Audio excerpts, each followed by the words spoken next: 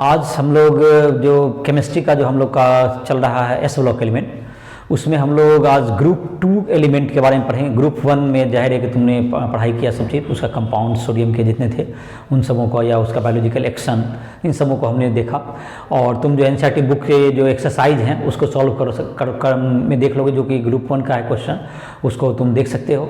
और उसमें जहाँ भी समझने में तुमको किसी क्वेश्चन में डाउट हो रहा है तो उसको क्या कर सकते हो, उसमें तुम राइस ट्यूटोरियल ऐप के माध्यम से हमसे संपर्क करके उसकी भी क्लैरिटी कर सकते हो।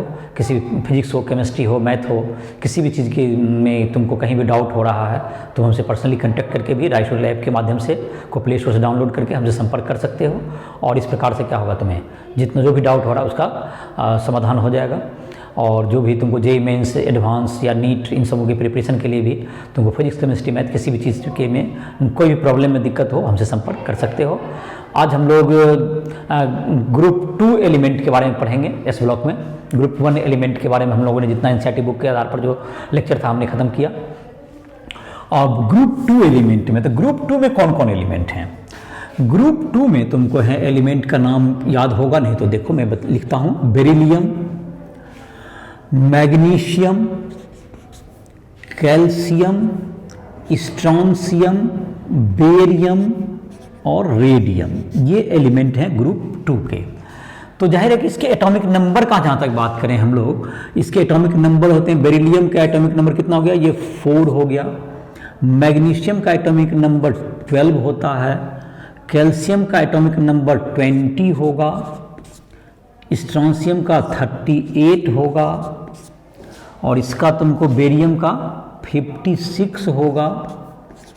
और ये तुमको रेडियम का 88 होगा।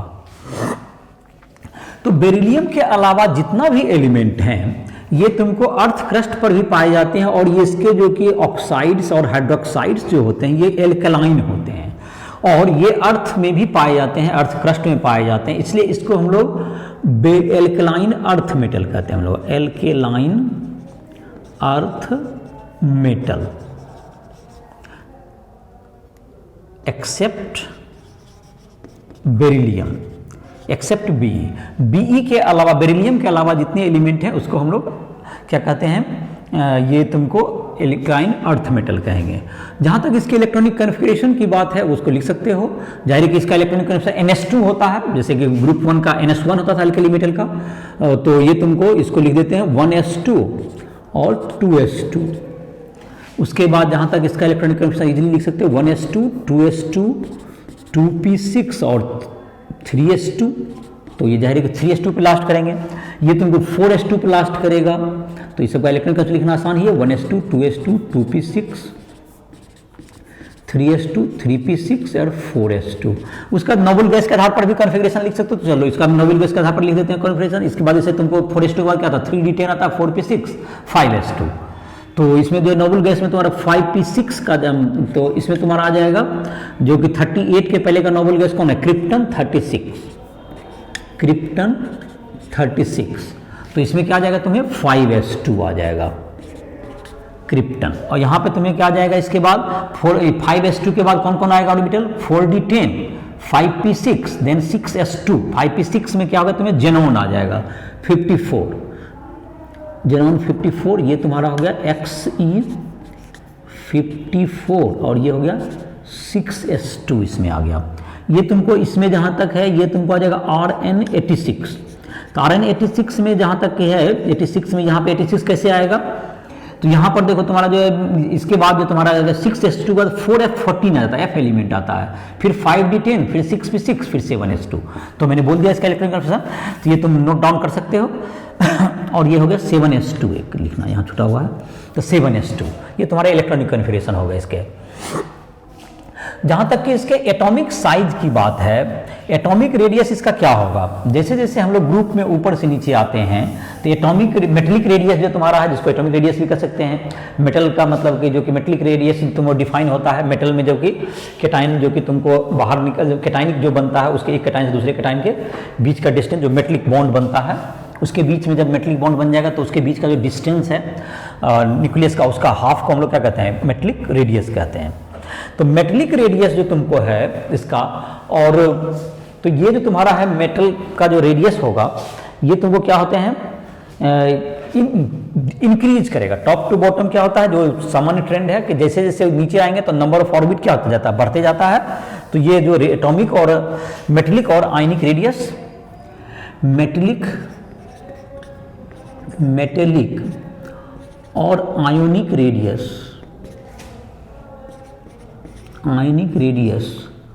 इंक्रीजेस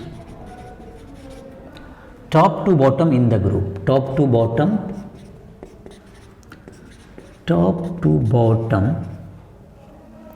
इन ग्रुप। तो ये यहां भी लागू होता है। उसके बाद तुम्हारा जहां तक है दूसरा तुमको ट्रेंड है तुम्हारे आयनाइजेशन एंथैल्पी। इसमें आयनाइजेशन एंथैल्पी क्या होगा तुम्हारा, आयनाइजेशन एंथैल्पी तुमको या जहां तक इसका साइज की बात है, जैसे जैसे टॉप टू बॉटम इंक्रीज करता है लेफ्ट राइट डिक्रीज करता है। इसका मतलब कि इसका मेटल का जो रेडियस एल्कली मेटल के कॉरस्पॉन्डिंग मेटल से ज़्यादा होगा, ज़्यादा कम होगा। जैसे इसका मैग्नीशियम का जो रेडियस है वो सोडियम से कम होगा, कॉरस्पॉन्डिंग से कम होते जाता है। और जहाँ तक कि आयनाइजेशन एंथैल्पी है, ionisation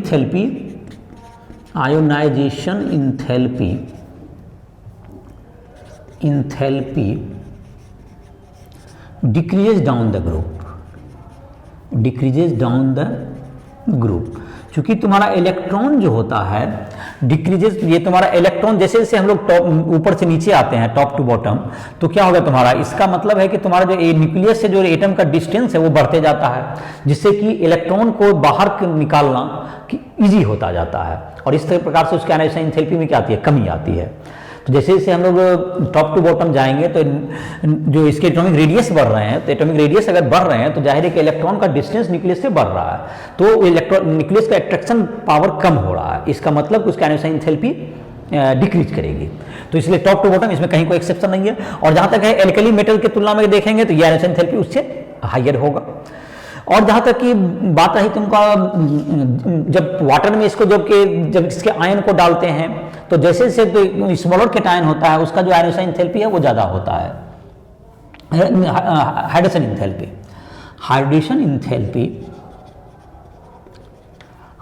enthalpy of smaller cation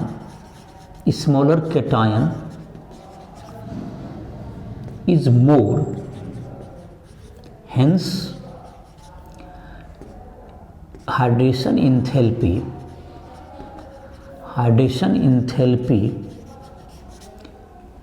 decreases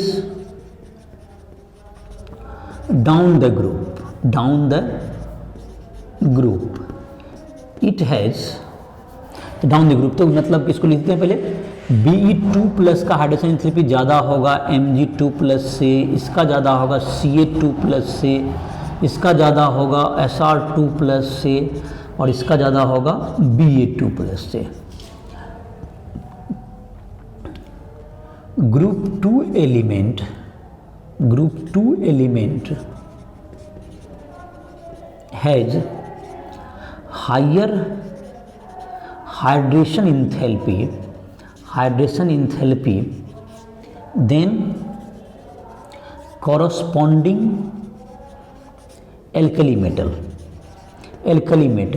जैसे कि तुमको एल्कली मेटल में जैसे देखो सोडियम को हाइड्रेट नहीं होता है, लेकिन उसके करस्पॉन्डिंग जो मैग्नीशियम है उसमें MgCl2.8H2 ये हाइड्रेट हो जाता है।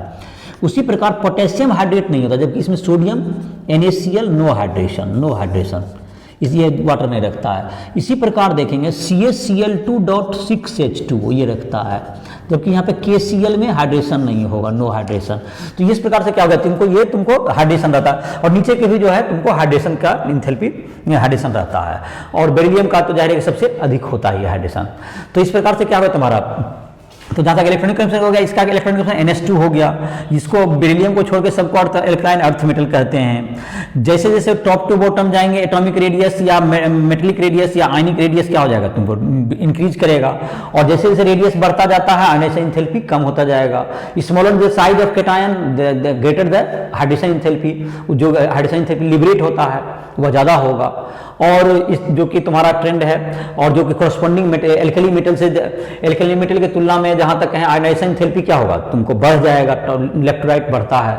अल्कली मेटल से अगर साइज की बात करें तो साइज भी क्या होगा, साइज तुमको डिक्रीज करेगा, आयनाइजेशन एंथैल्पी बट इंक्रीज कर जाएगा।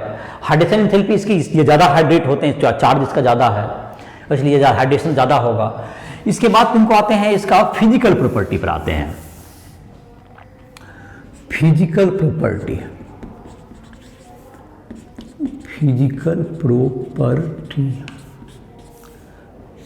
तो एल्कली जो ग्रुप 2 एलिमेंट है,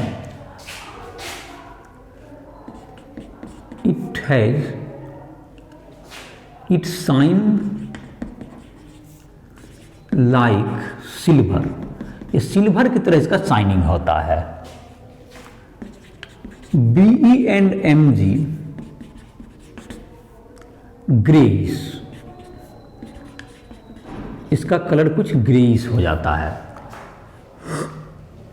मेटेलिक बॉन्ड इसका तुमको ज़्यादा तुमको होगा, स्ट्रॉन्गर होगा, मेटेलिक बॉन्ड स्ट्रॉन्गर, बिकॉज कि इसमें तुमको metallic bond stronger than alkali metal, क्योंकि एल्कली मेटल में तुमको एक ही इलेक्ट्रॉन जो मेटेलिक बॉन्ड में भाग लेते हैं, लेकिन अल्कलाइन अर्थ मेटल में 2 इलेक्ट्रॉन भाग लेंगे, तो जाहिर है कि इसका मेटेलिक बॉन्ड है मजबूत हो जाएगा। इसके कारण क्या होगा, करस्पॉन्डिंग मेल्टिंग बॉइलिंग पॉइंट क्या हो जाएगा, Mp and Bp higher, higher than corresponding alkali metal. Alkali metal से तुलना करेंगे तो इसका बढ़ जाएगा। और ये तुमको हार्ड तो नहीं होता, ये तो तुमको ये भी कंपेरेटिवली सॉफ्ट ही होता है, but harder than alkali metal, but harder than alkali metal. और ये भी क्यों होगा, मेटेलिक बॉन्ड तुमको मजबूत है तो ये भी तुमको सॉफ्ट ही होता है, बल्कि ये 2 ही इलेक्ट्रॉन है तो भी, लेकिन अगर एल्कली मेटल से कहेंगे कंपेरिजन करेंगे तो ये उसके तुलना में सॉफ्ट। और जहां तक कि इसमें ये मेटल है तो मेटल के सारे जो करेक्टर होते हैं, good conductor of heat and electricity, good conductor of heat and electricity, heat and electricity, इसमें तुमको जो तुम्हारा क्या कहते हैं मेलिएबिलिटी होगा, डक्टिलिटी होगा, ये सारे जो प्रॉपर्टी हैं, ये सारे प्रॉपर्टी इसमें रहेंगे। अब दूसरा है इसके बाद जो तुम्हारा है, ये एक फ्लेम टेस्ट की बात करें, जैसा ग्रुप 1 एलिमेंट भी फ्लेम टेस्ट देता था, तो ग्रुप 2 एलिमेंट ये फ्लेम टेस्ट में, ये फ्लेम टेस्ट की बात करें तो फ्लेम टेस्ट में ये तुमको देगा, तुमको beryllium and magnesium doesn't respond colour to flame test because its electron does not excited by the flame to higher orbit, higher orbit में नहीं जा पाता है, ये एक्साइट नहीं कर पाता, इसलिए ये रिस्पॉन्ड नहीं करेगा। लेकिन कैल्शियम, स्ट्रोंशियम और बेरियम रिस्पॉन्ड करेगा। कैल्शियम जो कलर देगा तुमको, क्या होता है, कैसे रिस्पॉन्ड करते हैं, जो इलेक्ट्रॉन होते हैं इसके हायर ऑर्बिट के, वो तुमको अपने हायर और उससे अगले ऑर्बिट, जैसे कि तुम्हारा इसमें 4s2 के इलेक्ट्रॉन है, वो 5th ऑर्बिट में चले जाएंगे, और जब रिटर्न होते हैं तो वो विजिबल लाइट इमिट करते हैं, जो कि हमको रेडिएशन के रूप में दिखाई पड़ेगा। तो कैल्शियम में अलग एनर्जी की जरूरत है तो अलग तुमको रिक्वायरमेंट कलर होगा, स्ट्रोंशियम में अलग कलर होगा और बेरियम में होता है। कैल्शियम का जो कलर होता है वो होता है तुमको ब्रिक रेड, ये ब्रिक की तरह लाल होता है, ब्रिक रेड कहते हैं इसको। स्ट्रोंशियम का जो कलर है क्रिम्सन रेड। बेरियम का कलर होता है ग्रास ग्रीन, ये ग्रीन लाइक ग्रास, ये ग्रास की तरह ग्रीन होगा। तो ये तुम्हारा फ्लेम टेस्ट में कलर है।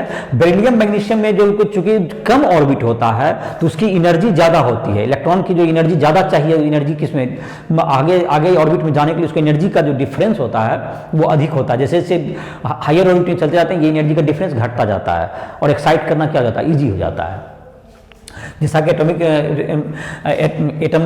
इलेक्ट्रॉनिक जो एटॉमिक तुम्हारा जो है एटम का जो स्ट्रक्चर ऑफ एटम में देखा होगा, फर्स्ट ऑर्बिट का एनर्जी तुमको फर्स्ट और सेकंड का एनर्जी का डिफरेंस ज़्यादा होता है, सेकंड थर्ड का एनर्जी डिफरेंस उससे कम होगा, थर्ड फोर्थ का एनर्जी डिफरेंस उससे कम। एनर्जी जरूर बढ़ते जाता है बट एनर्जी डिफरेंस क्या होता जाता है, घटते जाता है। तो बेरिलियम मैग्नीशियम जैसे सेकंड ऑर्बिट में बेरिलियम में रहता है तो थर्ड ऑर्बिट में जाएगा, उसमें थर्ड से फोर्थ में जाए तो ये एनर्जी डिफरेंस कंपेरेटिवली उन सबों की तुलना में ज़्यादा है, इसलिए वो फ्रेम जो तुम्हारा विजिबल लाइट है वो इमिट नहीं कर पाता है वो। और जबकि इसमें तुमको फ्लेम टेस्ट में ये रिस्पॉन्ड करता है, तो 3 ही इसमें रिस्पॉन्ड करेगा, कैल्शियम, स्ट्रोंशियम और बेरियम। अब हम लोग देखते हैं केमिकल प्रॉपर्टीज, केमिकल रिएक्शन। तो ये जो ग्रुप 2 के जो एलिमेंट हैं ये काफ़ी रिएक्टिव एलिमेंट हैं। ग्रुप 1 से ऐसे रिएक्टिविटी, ग्रुप 1 से अगर रिएक्टिविटी के कंपैरिजन किया जाए तो उससे ज़रूर कम है, लेकिन इन जनरल और बाकी ग्रुप से देखा जाए तो कंपैरेटिवली ये सब रिएक्टिव मेटल में आते हैं। ग्रुप 1 के एलिमेंट के तुलना में इसकी रिएक्टिविटी थोड़ी कम होती है, लेकिन इन जनरल देखें तो ये काफ़ी रिएक्टिव एलिमेंट हैं सारे। ये एयर से, हेलोजन से, हाइड्रोजन से, इन सबों से रिएक्ट करते हैं और इसका कंपाउंड फॉर्मेट करते हैं। ये रिड्यूसिंग नेचर के भी होते हैं। ये अमोनिया के लिक्विड सॉल्यूशन के साथ भी क्या देता है, ये कलर इम्पार्ट करता है, जैसा कि तुमको एल्कली मेटल भी करता है। तो ये तुमको काफ़ी रिएक्टिव मेटल्स के अंतर्गत आते हैं। Chemical reaction,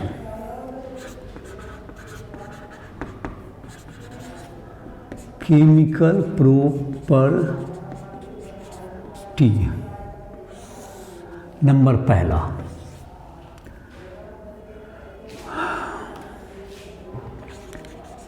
group 2 element except beryllium, group 2 element of group 2 element reacts with O2 and N2 to form metal oxide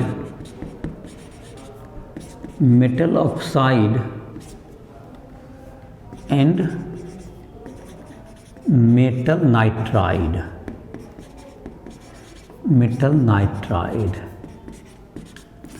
nitride ये तुमको बनाते हैं। तो जहाँ तक है M+O2 से क्या बन जाएगा, MO बन जाएगा ये ऑक्साइड, और M+N2 से बन जाएगा M3N2, ये तुमको बन जाएगा। दूसरा है तुमको ये जो तुम्हारा है मैग्नीशियम, और जहाँ तक कि जो बेरिलियम है, मैग्नीशियम और बेरिलियम ये दोनों के बीच में जबकि ऑक्सीजन का प्रोटेक्टिव लेयर हो जाता है तो वह पैसिव हो जाता है due to layer of BeO and MgO, Be and Mg is protected to react with air। तो इसके कारण ये रिएक्ट नहीं करता, लेकिन जब इसका पाउडर बना देंगे हम, अगर पाउडर बना देंगे तो क्या हो जाएगा, ये रिएक्ट करने लगेगा। और ये डेजलिंग जो है तुम्हारा, ये जो तुम्हारा होता है Mg जो है तुमको ज़्यादा इलेक्ट्रोपॉजिटिव है तो ज़्यादा डेजलिंग कलर देगा, और Be उससे कम देगा। बाकी और भी रिएक्टिव जैसे जैसे ऊपर से नीचे आते हैं ग्रुप में रिएक्टिविटी बढ़ते जाती है और रिएक्शन जो है तुमको और फास्ट होते जाएगा। जैसे जैसे टॉप टू बॉटम आएंगे तो मेटलिक कैरेक्टर क्या होता है, इंक्रीज करता है, तो इसकी रिएक्टिविटी और तेजी से बढ़ेगी। और ये जो ऑक्साइड होते हैं ये वाटर में घुल करके क्या बनाते हैं, हाइड्रोक्साइड बनाते हैं। ये तुमको MO+H2O क्या बना लेंगे, ये MOH2, और ये एल्कलाइन होते हैं, ये alkaline but less than alkali metal. Alkali metal के हेड्राइड से क्या होगा, उससे कम होता है, लेकिन ये भी एल्कलाइन नेचर के होते हैं। तो ये तुम्हारा हो गया रिएक्टिविटी टुवार्ड्स एयर हो गया तुम्हारा। दूसरा नंबर में है तुमको हैलाइड से की बात करते हैं। तो हैलाइड में जैसे तुम्हारा आ गया, तो इट रिएक्ट्स विथ, इट मतलब group 2 element, group 2 element except beryllium, beryllium react with halogen to form halide, ये हैलाइड बनाएगा। तो ये बेरिलियम को छोड़ के अल्कलाइन अर्थ मेटल जिसको कह सकते हैं वो कंबाइन करते हैं। तो M+X2 से क्या हो गया MX2, जाहिर है कि तुमको बेरिलियम छोड़ के तो अल्कलाइन अर्थ मेटल। लेकिन ये जो तुम्हारा बनाएंगे ये तुमको आयनिक नेचर के होंगे। MX2 ये मतलब क्या कौन कौन एलिमेंट हो गया इसमें, Mg, Ca, Sr, Ba। और ये कैसे नेचर के होंगे, ये आयनिक होंगे हैलाइड, और सॉल्युबल इन जनरली वाटर में सॉल्युबल ही होते हैं ये। तो ये तुम्हारा ये MX बनाएंगे। लेकिन बेरिलियम तुमको क्या करते हैं, ये इस तरह से कंपाउंड नहीं रिएक्ट करते हैं हेलोजन से। बेरिलियम का अगर हैलाइड बनाना है तो बेरिलियम फ्लोराइड बनाने के लिए हमको NH4 BeF4 को अगर हम लोग हीट कर दें तो इससे तुमको BeF2 बन जाएगा प्लस NH3 प्लस HF, ये बन सकता है। दूसरा है तुमको अगर BeCl2 बनाना है तो उसको beryllium oxide plus carbon plus chlorine gas, तो ये क्या बन जाएगा BeCl2 प्लस CO गैस बन जाएगा। तो ये तुमको ये बन जाएगा तुम्हें। और ये जो तुम्हारा हो गया, और ये जो तुम्हारा बेरिलियम के जो हैलाइड हैं बेरिलियम हैलाइड, Be हैलाइड, ये तुमको कोवेलेंट प्रीडोमिनेंटली ये predominantly soluble in organic solvent like ether, alcohol etc, और ये सब तुमको सॉल्युबल हो जाएगा। लेकिन अन्य जो है तुमको ये सब आयनिक नेचर के होंगे। तो ये तुमको हो गया इसका हाइड्राइड का तुम्हारा, ये तुम्हारा हैलाइड का। अब देखते हैं तीसरा तुमको हाइड्रोजन्स के तुम्हारा। तो group 2 element except Be react with H2 to form metal hydride, to form metal hydride, metal hydride बनाएंगे। Be लेकिन नहीं बनाएगा, Be को छोड़ दें तो मेटल हाइड्राइड बनाएगा। तो Be को छोड़ के बाकी सब मेटल हाइड्राइड बनाएगा। जैसे कि M प्लस क्या हो गया H2, तो ये बन जाएगा MH2, ये आयनिक टाइप के हाइड्राइड होंगे। ये कैसा होंगे, आयनिक हाइड्राइड। और तुमको BeH2 जो होगा वो तुमको इससे फॉर्मेशन नहीं, इससे बनेगा नहीं। BeH2 बनाना चाहते हो तो BeCl2 को रेड्यूसिंग एजेंट जो तुम्हारा होता है लिथियम एल्यूमिनियम हाइड्राइड, ये काफ़ी बेहतर रेड्यूसिंग एजेंट माना जाता है। इसके साथ जब हम रिएक्शन कराएंगे तो इसके द्वारा BeH2 plus LiCl plus AlCl3 का फॉर्मेशन होगा। तो ये तुम्हारा हो गया ये BeH2 का फॉर्मेशन का तरीका। तुमको इसके बाद है except Be it reacts with acid to form H2 gas, तो जैसे कि M प्लस HCl, इससे बन जाएगा MCl2 प्लस H2 गैस, ये बन जाएगा। तुमको एक्सेप्ट बेरिलियम इससे कंबाइन नहीं करेगा। और जहाँ तक कि इसका है ये तुमको रेड्यूसिंग नेचर भी शो करता है। इसका इलेक्ट्रोड पोटेंशियल ये काफ़ी अच्छा रेड्यूसिंग एजेंट होता है। और इसको डिलीट करके लिख देते हैं।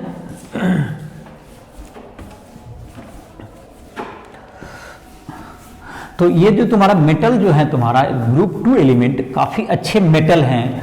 तो ये जाहिर है कि रिड्यूसिंग नेचर, इसका इलेक्ट्रोड पोटेंशियल, जो रिडक्शन इलेक्ट्रॉन पोटेंशियल क्या होता है, काफ़ी ज़्यादा निगेटिव होता है और ये काफ़ी अच्छे रिड्यूसिंग एजेंट भी होते हैं।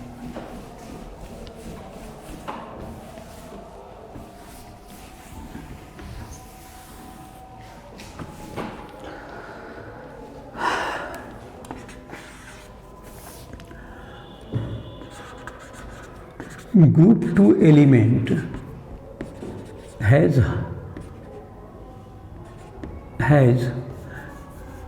negative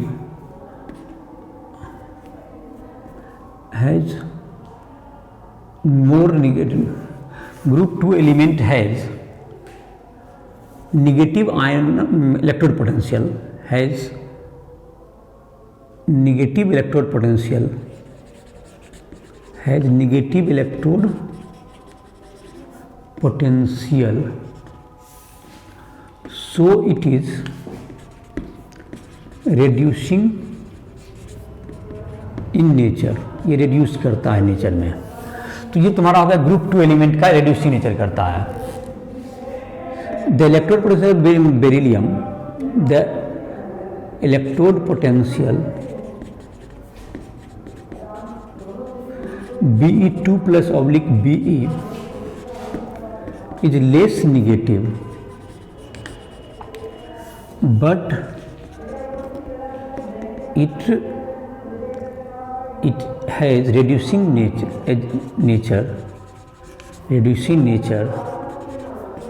due to high hydration enthalpy, and atomization enthalpy। Atomisation enthalpy इसके ज़्यादा होने के कारण ये तुमको यह भी बेरिलियम का इलेक्ट्रोड भी रिड्यूसिंग प्रॉपर्टी शो करता है। तो ये सारे जो एलिमेंट हैं काफ़ी अच्छे रिड्यूसिंग एजेंट होते हैं और ये रिड्यूसिंग प्रॉपर्टी काफ़ी अच्छे हैं, लेकिन इसकी reducing nature less than alkali metal. Reducing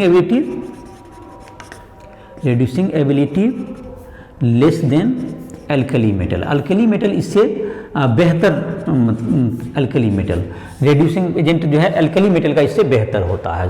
chemically ज़्यादा ग्रुप 1 एलिमेंट केमिकली लगभग हर जगह पे ग्रुप 2 से बेहतर होते हैं। तुमको तो हो गया ये, और एक है तुमको it gives blue colour with liquid ammonia which turns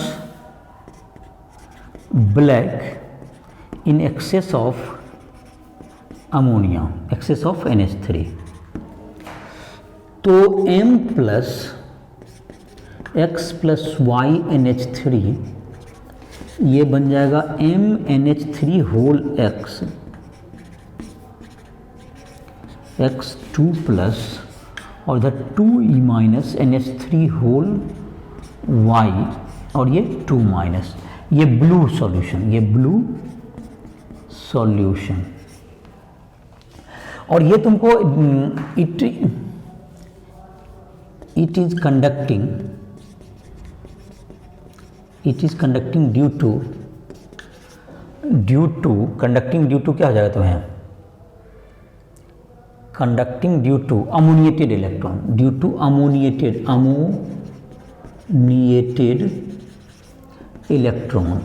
electron के कारण ये कंडक्टिंग भी होता है। तो ये तुमको अमोनिएटेड इलेक्ट्रॉन के कारण ये कंडक्टिंग भी होगा। तो ये तुम्हारा हो गया इसका तुमको ये केमिकल प्रॉपर्टीज हो गया। अब जहाँ तक है इसके यूजेस को देख लेते हैं। इसका यूज क्या क्या है, जैसे बेरिलियम तुमको है, बेरिलियम का और कॉपर का, beryllium copper alloy, copper beryllium alloy high tensile spring बनाने में, हाई क्वालिटी का स्प्रिंग जो होगा उसको बनाने में काम आता है। दूसरा है तुमको बेरिलियम मेटल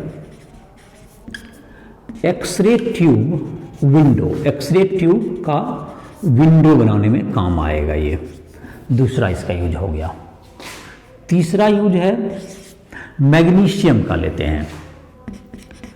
मैग्नीशियम तुमको जो है एलॉय बनाएगा, alloy magnesium aluminium alloy, magnesium alloy, ये एलॉय जो बनाएगा ये एरोप्लेन बॉडी बनाने में।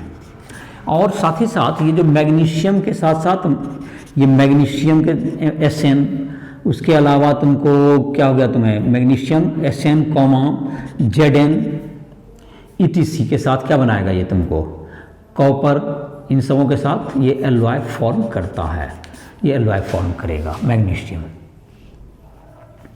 चौथा number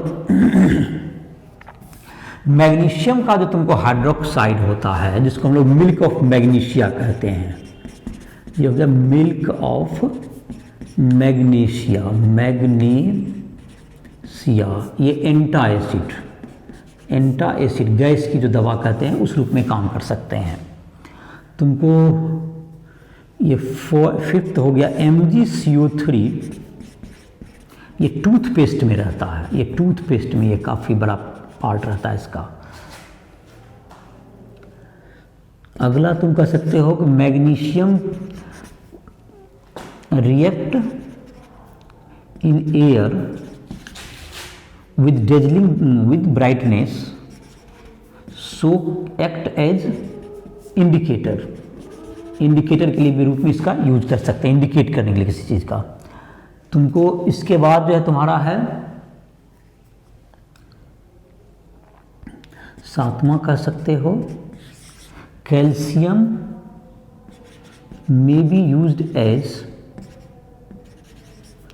reducing agent in metallurgy.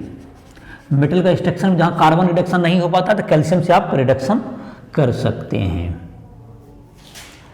तो Ca and Sr is use to create vacuum. चूंकि ये जो तुम्हारा हो गया ये तुमको कार्बन, ऑक्सीजन और नाइट्रोजन दोनों से कंबाइन रिएक्शन कर सकता है ये, तो जाहिर है कि ये तुमको यहाँ से क्या होगा वैक्यूम क्रिएट करने में ये कैल्शियम और स्ट्रोंशियम क्या आता है, जहाँ पे आपको वैक्यूम क्रिएट करना है इन दोनों को वहाँ पे दे दीजिए तो ये जितने एयर है उसको एब्जॉर्ब कर लेंगे और इस प्रकार वैक्यूम ये क्रिएट कर देगा। रेडियोथेरेपी जो तुम्हारा होता है, radium is used in treatment of cancer, जिसको रेडियोथेरेपी भी कहते हैं, रेडियोथेरेपी में। तो ये तुम्हारा किसका हो गया, यूज हो गया तुमको ये ग्रुप 2 एलिमेंट के यूजेज हो गए।